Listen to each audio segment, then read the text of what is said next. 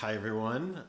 Welcome to our CRC counting of the Omer.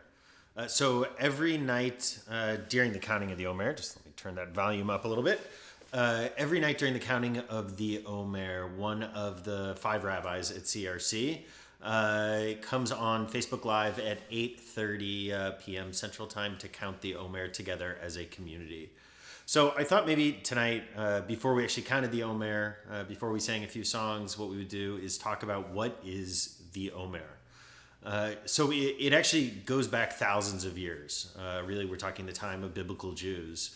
And there was this tradition of counting all of the days between Pesach, between Passover, and between Shavuos, sometimes called the, what's it called in Christian Bibles, for my Christian friends who might be watching, the Festival of Weeks. I think that's what it's called. Yep, maybe. Anyway, so there's this custom of counting these days, of marking time in a very particular way, that this is somehow holy time, that this is somehow time that is set apart. For our ancestors, this would have been in sort of tune with the agricultural season, with this sense that if things didn't go exactly right now, that if the rain didn't come as it should, and not too early and not too late and not too much and not too little, that if things don't go right during this very precarious liminal time of counting from Passover to Shavuot, from planting to harvest, that there was danger. And so I'm really struck this year. I've always loved counting the Omer since I was a kid. There's something about my head and counting, and I don't know. Even like what was the Sesame Street one that they would count with the kids? Countala? I don't know, whatever. But so the counting of the Omer, I've loved this idea because Passover is a holiday that is all about freedom. It is all about liberation. It's all about no longer being bound. Shavuos, on the other hand, Shavuot is actually a holiday that celebrates the giving of the Torah, that celebrates really sort of a sense of an aspirational mission, a sense of obligation for us. And so in that sense, there is this tension between the two, between this one pole of freedom. I always think of it as sort of the sort of libertarian bootstraps kind of approach to America, though I don't think that's the idea of Passover. But freedom sort of unrestrained as a value. And Shavuos as the holiday of obligation, of the ways that we are obligated to each other, into the past, into the future, into all of humanity, into our local communities.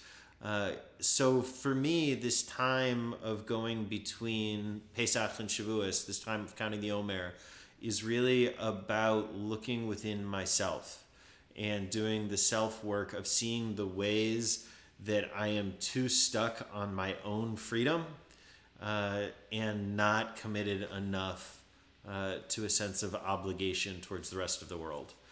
So this is my sort of daily meditation when I say the Omer. I also just have always loved counting the Omer. It's one of my earliest memories of Karen is we were rabbinical students in Jerusalem. And so we had just sort of started dating and were lovey-dovey and counting the Omer together. So anyways, I thought we would count the Omer and then sing a couple songs, a couple lullabies. So I invite you to count the Omer with me. The blessing is on here. And we are counting the 14th day today. So Baruch atah Adonai Eloheinu melech haolam, asher kitshanu b'mitzvotav v'tzivanu al sfirat ha'omer. Blessed is the source of holiness, and that source that calls us to count our days, to mark these days which can just seem sort of endless. Today is Wednesday. See, I know it's the 14th day of the Omer. I don't remember it's Wednesday. So we officially count the day. Hayom Arba'a Asar Yom Shehem Shnei Shavuot LaOmer. Today is the 14th day of the Omer, and this is the same as 2 weeks of the Omer. So I thought we would sing a couple lullabies tonight. I thought I would share some of the lullabies we sing here in our house. I don't know. Maybe it's just me, but I was feeling it again today in a way that I hadn't for a while. I've been avoiding news, very thankfully. I mean, like I read basic news, I'm aware of what's happening, but I haven't been sort of obsessively consuming news in the way that I normally do and normally always have. And I've definitely been happier for it. There's not, for the things I can't do about this terrible pandemic, like what's the use in being panicky all the time? So last night I ended up reading an article in bed at night on my phone, all the things I'm not supposed to do.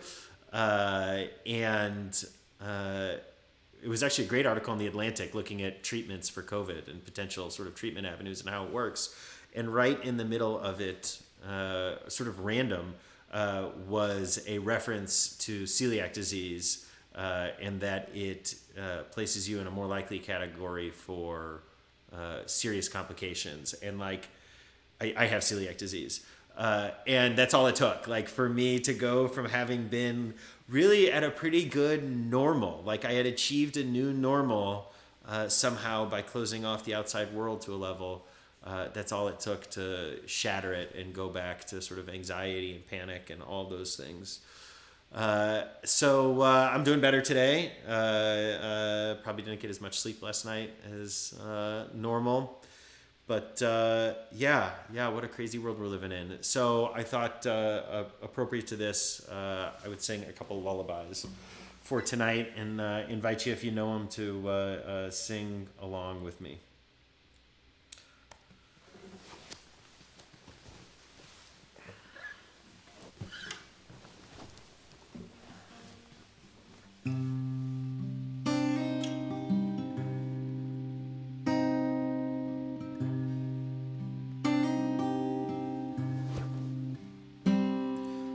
Sefer Chaim, Sefer Chaim, Baracha v'shalom u'parnasa tova.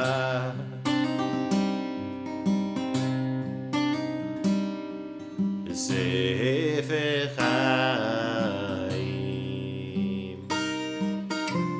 Sefer Chaim,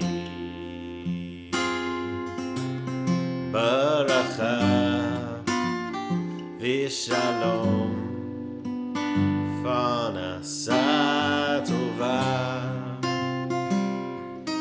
נזכר ונכתב לפניך, לפניך,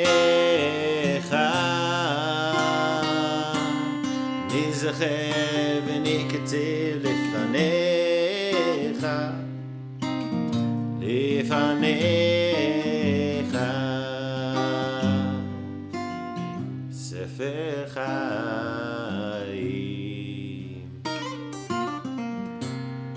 ספר חיים, ברכה ושלום ופרנסה טובה. אנחנו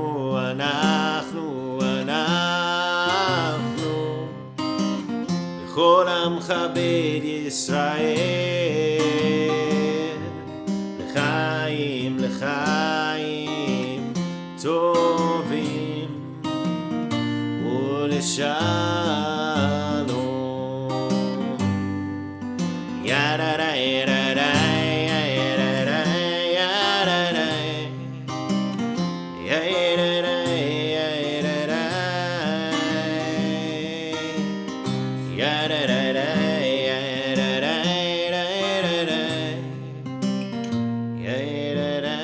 יררה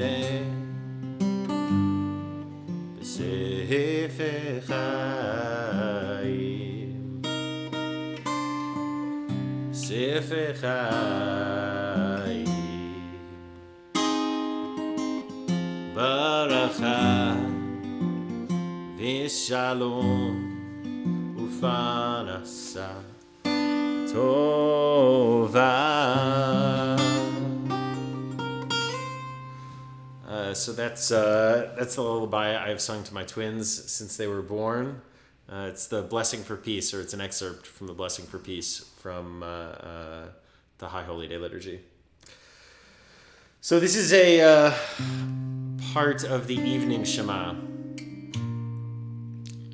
The Bedtime Shema, not the evening Shema. So many of us are familiar with saying the Shema twice a day. The morning Shema and the evening Shema. But there's also this tradition of saying Shema in bed at night. And so as a part of this bedtime Shema, the Shema that's said in bed literally, there's this image that's offered. An image of angels surrounding us. And it's not, right, like this is nothing that I believe in any literal sense at all. And yet at night when I have trouble sleeping and when I'm sort of feeling that sense of panic,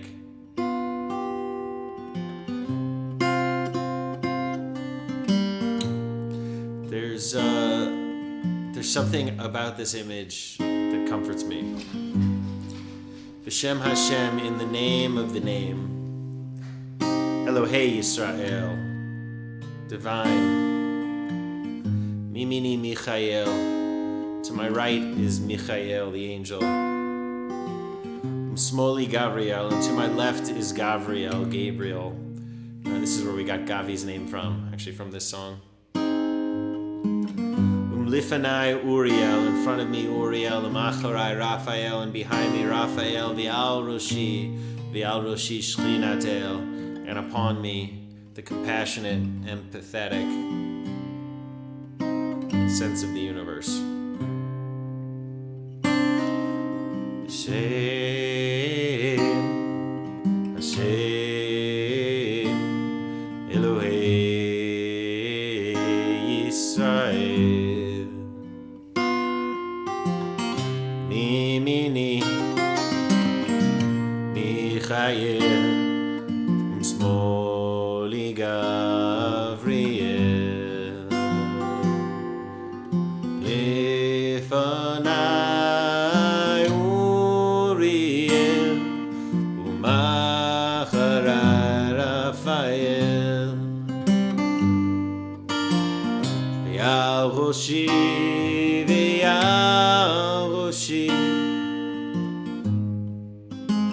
Shchinater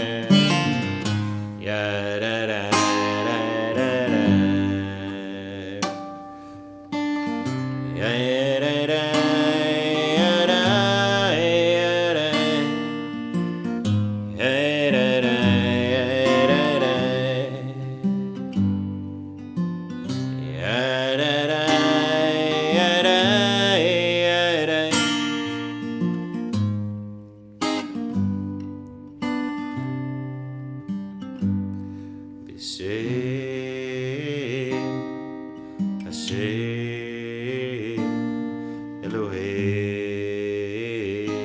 Yisrael. Mimini Michael Smoli Gavriel Lefanai Uriel Umacharai Raphael